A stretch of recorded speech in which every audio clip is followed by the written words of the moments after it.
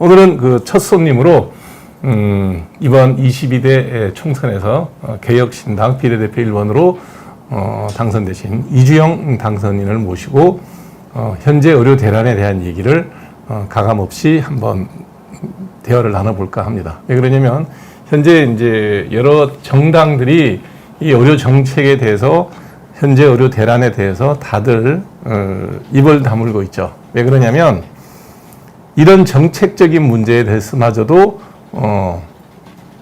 좀 이렇게 정파적인 이해를 따지는 게 있다라는 느낌이 굉장히 많이 들어요. 그래서 갑자기 어느 날 3,058명이 다니고 있는 의과대학생을 무려 5,058명, 2,000명을 갑자기 증원을 하는 바람에 실제 의료 현장에서는 엄청나게 혼란이 벌어지고 있습니다. 이 문제에 대한 각 당의 의견들을 공식적으로 질의를 많이 해봤습니다. 개인적으로 알고 있는 분들도 있고 해서 저는 했는데 다들 애매모호한 얘기예요. 무슨 얘기냐면 현 정부에서 일으킨 일이고 수습도 거기서 해라. 우리는 이 싸움에 깊이 관여해서 표에 손해되는 얘기는 하지 않겠다라는 것이 기본적인 어떤 스탠스라는 느낌을 굉장히 많이 받았습니다. 그렇지만 이주영 당선인은 본인이 현업에서 10년 이상 소아의료응급실을 운영을 했었고 그 다음에 그 분야에서 오랫동안 고민을 해왔고 그리고 그런저런 인연으로 이번에 이제 그 의료계를 대표한 공천이라고 그래야 되겠죠? 예, 그걸 통해서 당선이 되신 분이기 때문에 갖고 있는 얘기, 생각 이런 것들을 한번 직접 들어보는 시간 먼저 만들어 봤습니다. 우선 이주영 당선인의 인사 말씀을 먼저 듣도록 하겠습니다.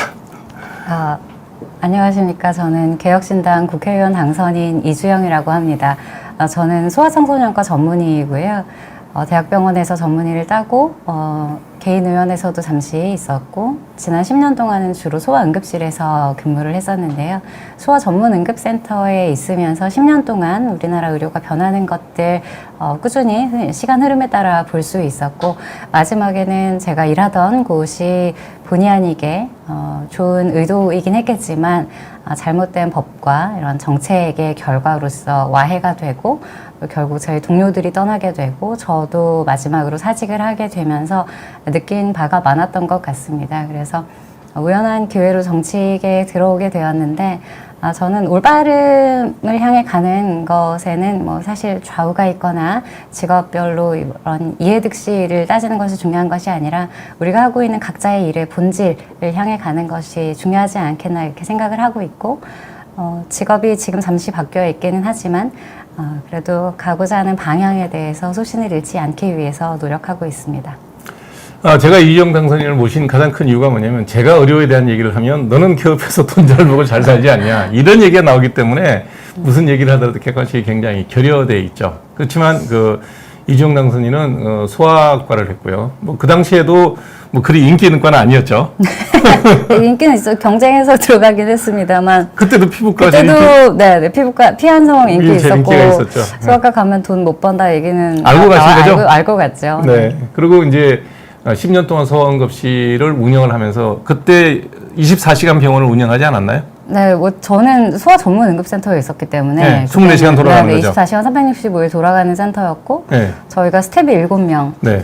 전공의 간호사 이렇게 있어서 당연히 이제 365일 24시간 여는 거는 당연했는데 이게 팀이 차츰 와야 되는 과정에 대해서 얘기 좀 해주시죠. 이게 제가 10년 전에 들어갔을 때는 네. 그 선택 자체가 다들 뭐 왜 응급실이야? 라는 거는 있었지만 그 일에 대해서 의문을 제기하는 사람은 없었던 것 같아요. 그런데 한 3년 전부터 해서 뭐 이런저런 소아청소년과가 전반적으로 좀 무너지는 그러니까 이런저런 얘기가 그게 이화여대 그 신생아실에서 4명의 의사가 4명의 신생아가 동시에 이제 사망하는 사건이 있었고 그 당시에 있었던 스텝과 전공이 굉장히 적은 인력으로 최선의 진료를 다하고자 했지만 결과가 좋지 않았고 그 과정에 있어서 사실 진료권이 충분히 존중받았는가 하는 그런 그리고 그 일의 전말을 밝히는 과정에 있어서 이게 정상적인 진료의 과정이 충분히 인정되었는가 하는 그런 것이 사실 그 논란의 핵심이었다고 저는 보고 있는데요. 그또 저도 뭐 현직 의사로서 굉장히 충격적이었던 게 가운 입은 네. 상태에서 수갑을 네, 맞습니다. 차고 가는 걸 보고서 이제 소아과 아무도 안 하겠구나 생각을 했었거든요. 네. 근데 그때만 해도 그걸 실제로 많이 이해하지는 못했던 것 같아요. 실제로 의료인들조차도. 그런데 그 일이 있었던 것이 2017년 12월이었는데 2018년 모집은 마무리가 거의 된 상황이었고요. 된 상황이었고. 네. 네. 그래서 현실적으로 이렇게 반영된 게 2019년도 모집부터인데 네. 정말 그린 것처럼 2019년부터 2023년까지 정확하게 계단처럼 떨어져서 마지막에는 뭐 16%, 네, 20%가 채 안 됐죠. 그렇게 레지던트 떨어지는 10명 중에 것 같죠. 2명도 안 된 거죠. 네, 맞습니다. 그런 과정을 다 10년을 겪어가면서 우리나라 현행 의료보험 시스템에 대한 문제점 같은 네. 거를 많이 몸소 겪었겠어요? 네. 이게 일을 하고 싶은 사람들은 항상 있거든요. 그렇죠. 네, 보람이 아시겠지만 있으니까. 이게 네. 뭐 처음에 제가 갈 때도 뭐 돈을 많이 벌기 위해서 소아과를 선택했던 것도 아니었고 물론 열심히 하고 잘하는 것에 대해서 금전적인 보상은 분명히 필요하다고는 생각을 합니다만 개인이 직업을 선택함에 있어서 돈 많이 유일한 목적은 아니고 그렇죠. 네. 오히려 또 뭐 솔직히 말씀드리자면 의사라는 직업이 지금 당장 뭐 굶어 죽는다 이렇게 얘기하면 사실 국민들 욕하실 거고 그렇죠. 어느 정도는 또 보장이 되는 부분이 있기 때문에 오히려 그 이외에 내가 소신껏 할 수 있는가, 내가 평생 하기에 나와 성향에 맞는 일인가, 그리고 내가 즐거움을 찾고 이 공부를 끝까지 하기에 내가 적합한가, 사실 그런 고민들을 훨씬 더 많이 하는 과정인 것 같아요. 그래서 인턴 때도 내가 이거 하고 싶다보다는 이거도 못하겠다 이렇게 시작을 하잖아요. 그래서 그런 과정에 있어서 처음에는 뭐 크게 의심 없이 들어갔고 아무도 제가 소아과 한다는 것에 있어서 왜 그걸 하냐 이런 말은 전혀 듣지 못했고 실제로 많은 사람들이 지원도 했었죠. 그 당시에는. 그러니까 10년 동안 그 소아응급센터를 쭉 이제 시스템이 돌아가다가 결국은 네. 스텝이 없어서 스텝이 없는 것은 사실 결과고요. 네. 그 과정은 소아청소년과가 무너진 것이 사실은 원인입니다. 원인이 되는 거죠. 네, 소아청소년과가 제대로 운영이 되고 있어야 야간에 입원을 시킬 수가 있고 그렇죠. 외래로 보낼 수가 있고 레지던트가 있어야 중환자실 케어를 하면서 중증 질환이 되었을 때 교수님에게 물어가면서 할 수가 있는데 이 전공의가 없어진다는 거는 이 소아청소년과를 배울 가치가 대한민국에서 더 이상 없다는 얘기가 사실은 된 부분이 있거든요. 자, 그게 이제 해법이 의대 2,000명 의사를 더 뽑겠다라는 게 현 정부의 이제 네, 대책이었어요. 그렇죠. 네. 그 뒤에 벌어지고 있는 것은 이제 강력한 의료계의 반발, 특히 학생과 전공의의 반발로 네. 인해서 대형 병원들이 지금 거의 정상적인 진료와 수술을 할 수 없는 상황으로 내몰렸는데 네.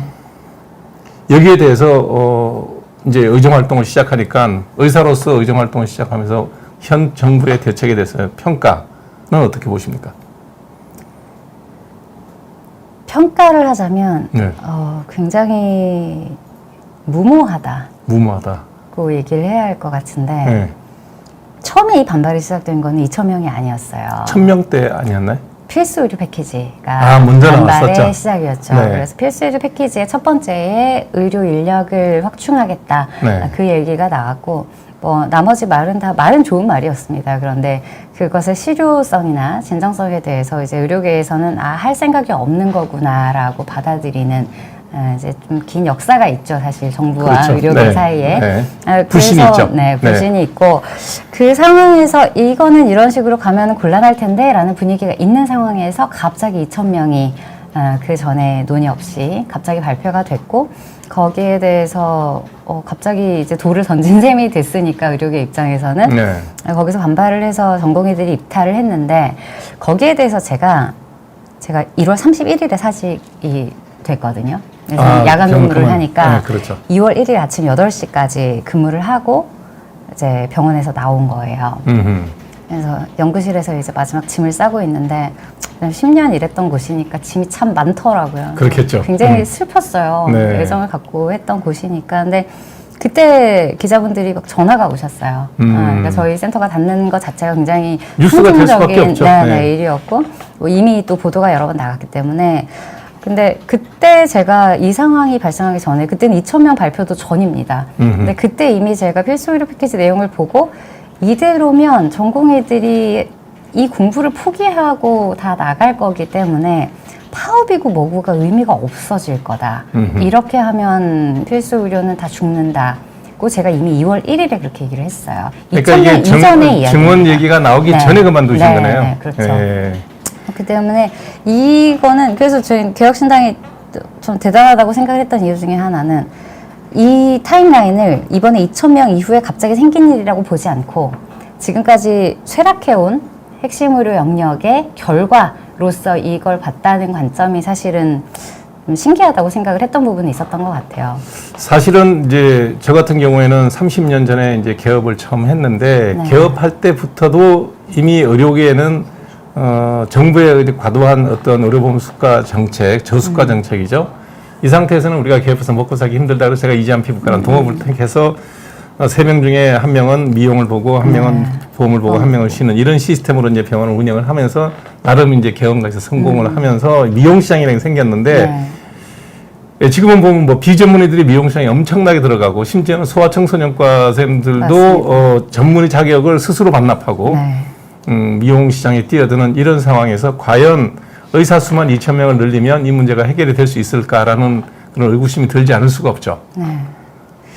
이게 숫자를 늘린다는 게 만약에 이게 정상적인 이 분석이 있는 상황에서 나왔다면 이거에 대해서 반박하는 것조차 쉽지가 않았을 거라고 저는 생각해요. 그렇죠. 왜냐하면 근거에 대해서 다 반박을 해야 하니까 거기에 대해서 오히려 의료계가 이렇게 나서지 못했을 거라고 생각을 하는데 사실 지금 물론 이게 어떻게 풀릴지는 모르겠습니다만 법원에서도 근거가 이게 맞냐 추가로 제출을 해라 뭐 이렇게까지 나오는 상황이고 그렇죠. 실제로 회의록이 존재하지 않는다 뭐 이런 얘기까지 나오는 상황에서 과연 그러면은 모든 의과대학이 어떻게 이걸 낸 값인지 모르겠다고 얘기를 하고 그게 나온 근거가 있다 한들 실현이 불가능한데 이거를 명령을 내린다고 교육이 가능하냐 그리고 교육이 된다고 한들 그걸 늘렸을 때 이 추계 과정에서 나오는 모든 요소들이 올바른 전제를 두고 있느냐 그게 사실은 문제거든요. 지금 이제 정부의 통계는 OECD 데이터를 이용을 한 건데 사실 OECD에서 의료 정책에 관한 통계는 저도 한 80페이지 정도 되는 거를 다 한번 리뷰를 하고 정리를 한 적이 있어요. 그 80페이지 가까이 정도를 우리가 정리할 때 보면 정부에서 인용한 건 딱 두 가지예요. 인구 10만 명당 의사 수가 다른 그 동구권 아니면 그 사회주의식 의료제도를 채택하고 있는 나라에 비해서 적다. 영국을 예를 들면 영국이 3.5, 우리가 2.6 이렇게 되니까 적다. 그렇죠. 그 다음에 뭐 1인당 뭐 진료 건수가 너무 많다. 그래서 의사가 부족하다는 통계를 냈는데 사실 보면 미국이나 일본이 우리하고 의사 수가 비슷하죠. 2.8, 2.9 정도 되는 것 같더라고요. 근데 지금 그 결국은 현 정부에서 의사가 부족하다는 얘기를 하고 있는데 제가 개인적으로 갖고 있는 생각은 아무리 뭐 중립적으로 얘기를 해야 되겠지만 우리 사회의 의료 정책이 과연 지향점이 어느 쪽이냐에 대한 얘기를 먼저 좀 해봐야 되지 않을까 생각을 하거든요. 맞습니다. 과연 그럼 영국식 사회주의 가까운 의료보험제도, 의료 시스템을 가져갈 거냐 아니면 저희 반대편에 있는 미국식 의료 시스템으로 갈 거냐. 미국도 이제 오바마 케어가 되면서 조금 달라지긴 했지만 둘 중에 하나는 방향성을 갖고 있고 전 세계 다 우리나라 현재 의료보험 시스템을 되게 부러워하거든요. 그렇죠. 그러면 현 정부에서 추구하는 바는 과연 어느 방향인가라는 생각이 의구심이 들지 않을 수가 없는데 당선자께서는 어떻게 생각하세요? 저도 사실 비슷한 그 의견이고 제가 다른 방송에서도 계속 그 얘기를 하고 있어요. 그러세요? 네. 지금 우리나라의 가장 큰 문제는 의료의 방향성을 아무도 모른다. 그래서 우리가 10년 뒤나 20년 뒤에 어떤 시스템으로 우리나라 의료를 일궈 나갈 것이냐에 대한 컨센서스가 없는데 그걸 정부도 모를 것이고 정치계 물론 마찬가지고 솔직히 저는 국민들도 지금은 하나된 의견은 없으실 거라고 생각해요. 어떤 분들은 공공의료를 빠르고 쉽게 누릴 수 있는 게 더 좋다 생각하실 수 있고 어떤 분은 그냥 돈을 많이 내더라도 그냥 세계 최고의 의료였으면 좋겠다 이렇게 생각하실 수도 있는 거예요. 양극단이죠, 그게. 네, 그럴 수 있고 그리고 지금 시스템 그대로 갔으면 좋겠어 하는 분도 계실 거고 네. 뭐 미용 아예 없애버렸으면 좋겠어 뭐 이런 경우도 있을 수 있는 거예요. 네. 그러면 이 국가라는 존재는 그럼 지속 가능한 이 의료의 모델이 그리고 국민들이 대체로 만족하실 만한 그리고 국민의 건강을 최소한으로는 지킬 수 있는 그런 모델을 장기적으로 책정을 하고 거기에 대해서 방향성 있게 추진하고 그 과정을 국민에게 설득하는 과정이 있어야 되는데 네. 지금은 제가 만약에 지금 뭐 대통령부터 시작해서 장관, 차관, 보건복지부 이렇게 쭉 한 분씩 만약에 여쭤본다면 그분들이 과연 10년 후 대한민국 의료는 어떤 모습일 것이다에 대해서 저는 모두 다른 답을 내시지 않을까. 2,000명 정원이라는 얘기는 영국식 모델이라고 봐야 되지 않을까요? 그렇죠. 왜냐하면 2,000명을 증원한다는 거는 사실 의료의 접근성을 높이겠다는 이야기로 시작을 하는 그러니까 건데요. 시골 면다리까지 네. 의사가 있어야 되고 네. 그다음에 모든 국민이 원하면 공공의료를 다 받을 수 네. 있는 그 시스템을 원한다 그러는 건데 실현 가능할까요? 우리 국가 경제가 그 정도의 의사들이 있음으로써 인해서 발생되는 의료비 총액을 국민들이 의료보험에서 나눠서 낼까요? 그거는 사실 뭐 국민들의 합의가 필요한 부분이긴 할 겁니다. 네. 그런데 문제는 이게 의료비의 증가라는 것은 생각보다 조절하기가 참 어려운 것이 사람은 자기의 몸에 있어서는 투자를 아끼지 않습니다. 그렇죠. 여간에서는 네, 아끼지 그렇죠. 않고 네. 특히 우리나라는 지금 보험에서 굉장히 많은 부분을 커버해주고 진료비 상한도 사실상 존재하기 때문에 그렇죠. 네, 그 이후에 발생하는 이런 의료 이용에 대해서의 닥터 쇼핑이라고 하죠. 그런 도덕적 해이라고 또 표현할 수도 있는데 그런 것에 대한 장치가 전혀 없는 상황에서 우리나라는 지역적으로 접근하는 것에도 허들이 없고 가격에 있어서도 허들이 없고 그런 빈도에 있어서도 허들이 없고 그런 상황에서 1년에 한 400번씩 병원 가는 분들도 있죠. 네네. 네. 그런 공급을 그냥 그 수요에 맞춰서 무한정 늘리겠다는 거는 다른 영역을 전혀 고려하지 않는 거라고 밖에는 볼 수가 없고 네.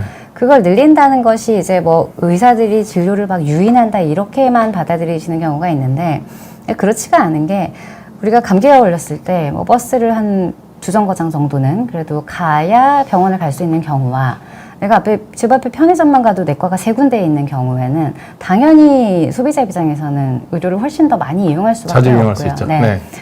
그러다 보니까 이게 의사가 는다는 거는 우리나라 보험 체계를 바꾸지 않는 한 의료비의 폭증은 사실 기정사실인 거거든요. 그렇죠. 근데 이미 지금 건보 재정이 아무리 길어도 정말 길게 봐도 7년이면 이제 적자 전환을 할 거라고 보는데 지금같이 수요가 늘면 그렇지. 우리나라 근보 재정은 네. 항상 부족하면 더 걷는 걸로 돼 있어요. 그러니까 지금 이제 더 예, 걷는 거에 예. 대해서 과연 이제는 국민연금도 문제가 되는 상황에 네, 이걸 국민들이 어느 정도까지 받아들이실 수 있을 것이며 과연 의료비가 이제는 OECD 평균을 이제 넘어서기 시작한 걸로 저희가 보는데 GDP 총액으로 우리가 9.8%니까 네. 거의 OECD 평균은 이제 넘어갔죠. 이제 넘어갈 텐데 지금 정도의 이제 문화 이용의 문화를 바꾸지 않는 한 저는 그건 더 올라갈 거라고 보는 거죠. 네.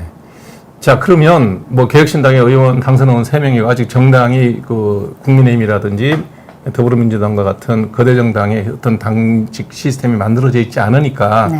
아마 의료정책에서는 이주영 당선인의 발언이 아마 이제 당의 정강정책에 의료정책에 많이 반영이 될 텐데 개혁신당이 국가의 의료는 어떻게 우리나라 의료보험 시스템이나 의료는 어떻게 가야 된다라는 지향점이 있나요? 첫 번째는 저는 크게 2가지로 얘기를 해야 된다고 생각하는데 첫 번째는 우리나라가 이 필수 의료 패키지라고 지금 대충 말하고 있는 네. 핵심 의료에 대한 개념을 좀 더 정확히 할 필요가 있다. 음흠. 그래서 국가가 어디까지를 책임져 줄 것이고 국가가 국민이 누리는 의료에 대해 어느 선까지를 개입하겠다는 것을 분명히 할 필요가 있다고 생각을 합니다. 지금 완전 개입이잖아요. 완전 개입이면서 원하는 만큼 더 개입을 하는 시스템이죠. 그렇죠. 그렇기 네. 때문에 적어도 국가가 이걸 지속 가능하게 하려면 국가가 못하는 것에 있어서 저는 솔직할 필요가 있다고 생각합니다. 안 할 것 같은데요.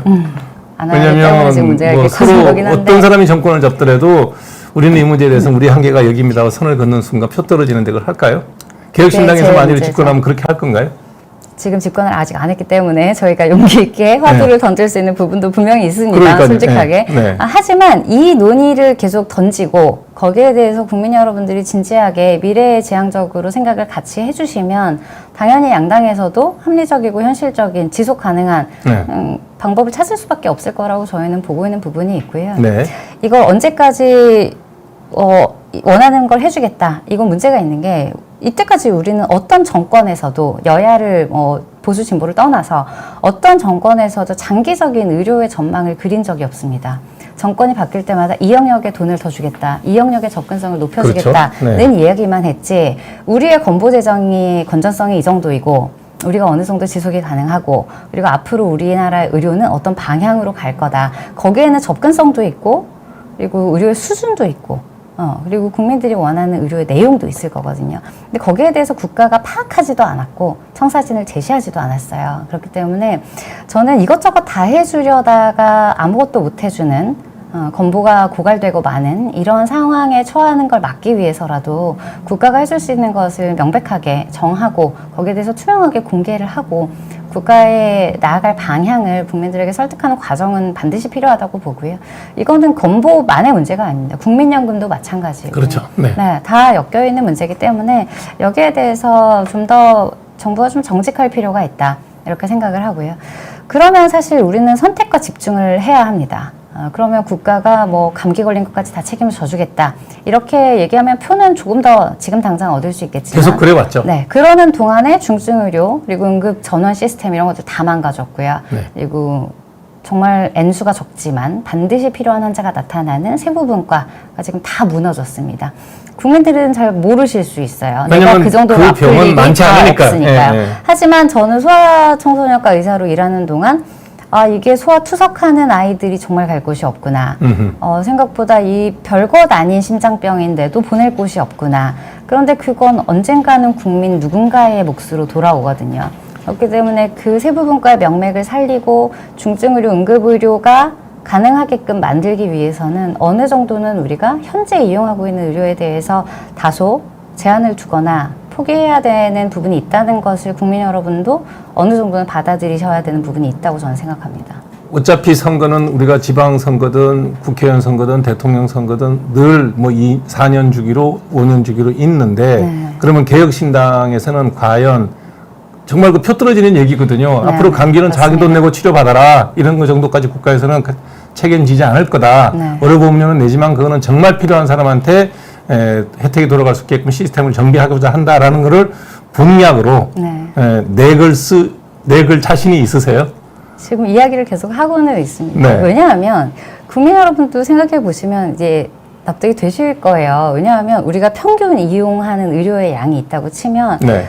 길 가는 사람 자꾸 물어본다. 1년에 뭐 병원 5번도 안 가는데 라고 얘기하실 거예요. 네. 거기에 비해서 과도하게 의료비가 건강보험이나 실손으로 나가고 있다고 당연히 생각을 하실 거거든요. 그렇죠. 그렇다면 거기에 비해서 과도하게 쓰는 누군가가 있는 거예요. 네. 그렇기 때문에 뭔가 빈도상으로 너무 과도하거나 아니 뭐 119도 마찬가지죠. 다 무료니까.